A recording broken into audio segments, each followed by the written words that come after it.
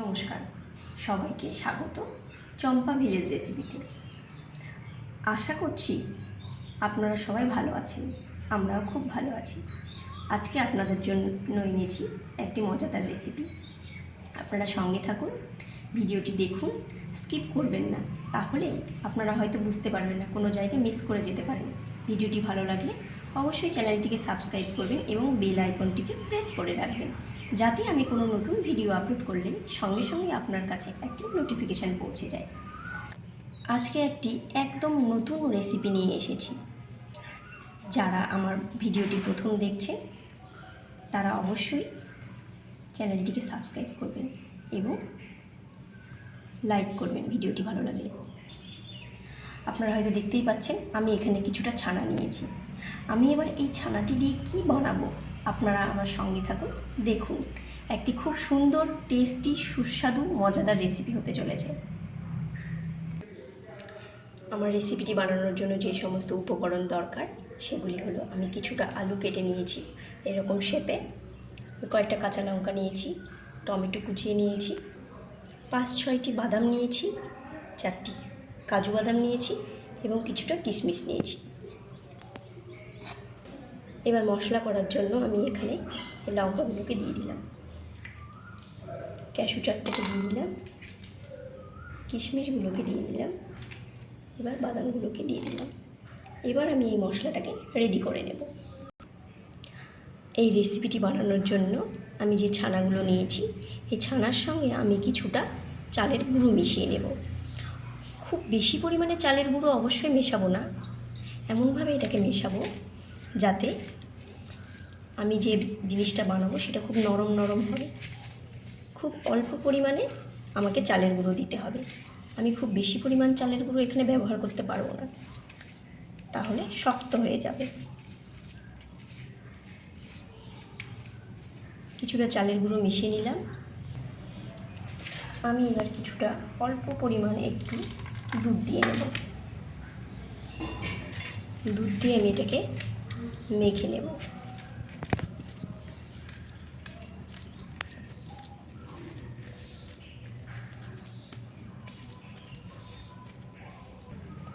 খুব অল্প পরিমাণ নুন দেব, একদমই সামান্য, একটু সামান্য হলুদ গুঁড়ো দেব। এবার এটাকে ভালোভাবে লবণ এবং হলুদ গুঁড়ো দেওয়ার পরে ভালোভাবে মেখে নেব।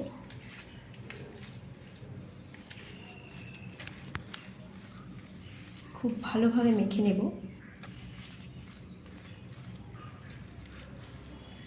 এই যে আমার মাখাটা হয়ে গেছে।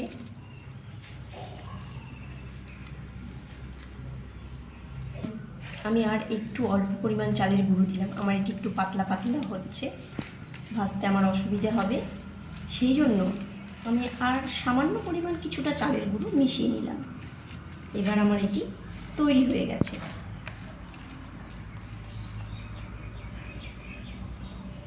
এইভাবে শেপ দেব, দিয়ে আমি এগুলোকে তেলে ভেজে নেব।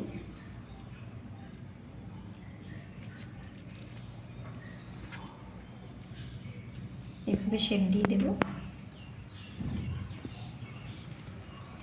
আপনারা চাইলে যে কোনো শেপ দিতে পারেন।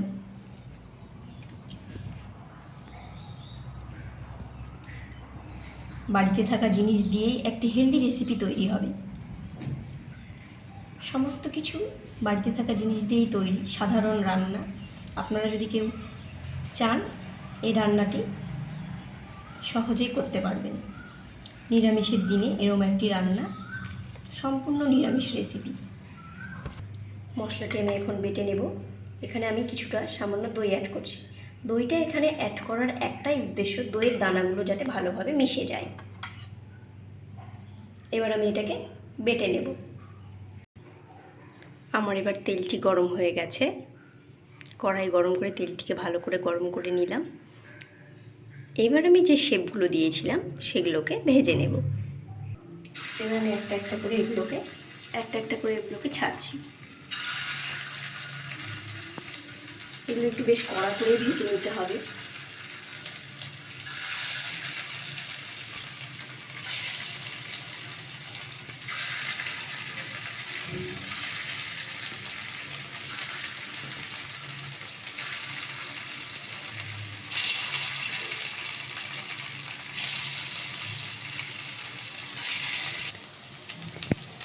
এইভাবে আস্তে আস্তে এগুলোকে উল্টে পাল্টে ভালো করে ভেজে নেব। এটাকে এইভাবে লাল লাল করে ভেজে নিতে হবে, খুব খুব বেশি লাল লাল করে ভেজে নেব, যাতে এই বড়াগুলো পরে ভেঙে না যায়। খুব সুন্দরভাবে করে নিচ্ছি। এবার বড়াগুলো খুব এইভাবে কড়া করে লাল করে ভেজে নিয়েছি। এবার আমার বড়াটা ভাজা হয়ে গেছে। এবার আমি এটাকে তুলে নেব। আমি কিছুটা দারচিনি ও কিছুটা এলাচি ফোড়ন দিয়ে দেব। কেটে রাখা যে আলুগুলো ছিল সেই আলুটাকে ভেজে নেব।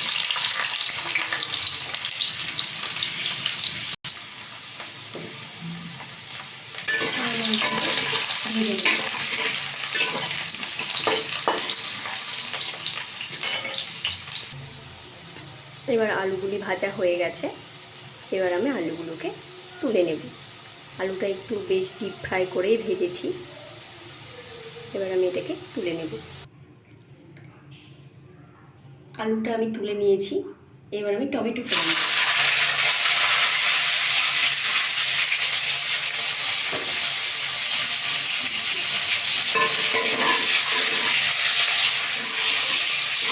এবার আমার বেটে রাখা যে মশলাটি ছিল সেই মশলাটাকে আমি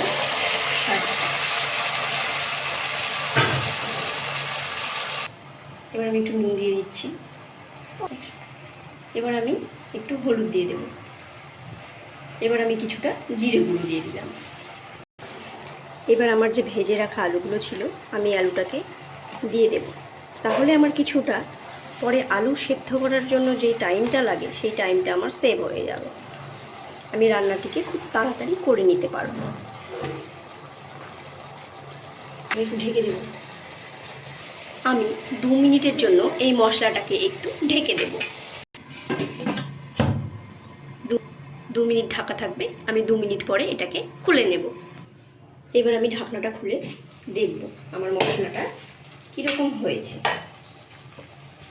আপনারা দেখুন মশলাটা পুরো তেল ছেড়েছে। এবার আমি সুন্দর করে নাড়িয়ে নেব। এবার একটুক্ষণ এই মশলাটাকে আমি ভালোভাবে কষিয়ে নেব। আমার আলুটাও ভাজা হয়ে যাচ্ছে, মশলাটাও ভাজা হয়ে যাচ্ছে একসঙ্গে। আলু যদিও আমি ভেজেই রেখেছি, মানে আলুটা এখানে সেদ্ধ হচ্ছে একটু ভালো করে। এটি খুব স্বাস্থ্যসম্মত। আমার প্রত্যেকটি রান্নায় স্বাস্থ্যসম্মতভাবে করা হচ্ছে। আপনারা খেয়াল রাখবেন। মশলাটা ভালোভাবে কষিয়ে নিতে হবে, যাতে মশলাটা পুড়ে না যায়, টেস্ট খারাপ হয়ে যেতে পারে। বাড়িতে থাকা সমস্ত জিনিস দিয়েই ঘরোয়া একটি রেসিপি, খুব সুস্বাদু রেসিপি। এই রেসিপিটি বানাতে বাড়তি কোনো খরচা নেই। ঘরে থাকা জিনিসপত্র দিয়ে একটি সুন্দর রেসিপি তৈরি হয়ে যাবে। নিরামিষ, সম্পূর্ণ নিরামিষ একটি রেসিপি। নিরামিষের দিনে আপনারা এটি বানাতেই পারেন। দেখুন এবার মশলা থেকে তেলগুলো ছেড়ে দিয়েছে। মশলা থেকে যখন তেলটি ছেড়ে দেবে তখন আমরা বুঝবো যে মশলাটি প্রায় কষানো হয়ে গেছে। এবার পুরো মশলা আমার কষানো কমপ্লিট। আমি এখন জল দিয়ে দেব।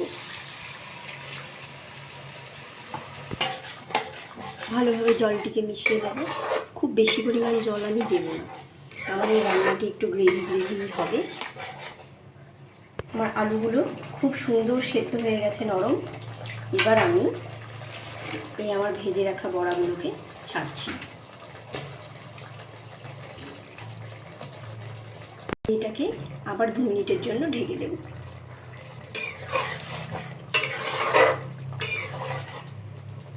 ঢাকা দিয়ে দিয়েছি। আমার 2 মিনিট হয়ে গেছে ঢেকে দেওয়া। এবার আমি খুলছি।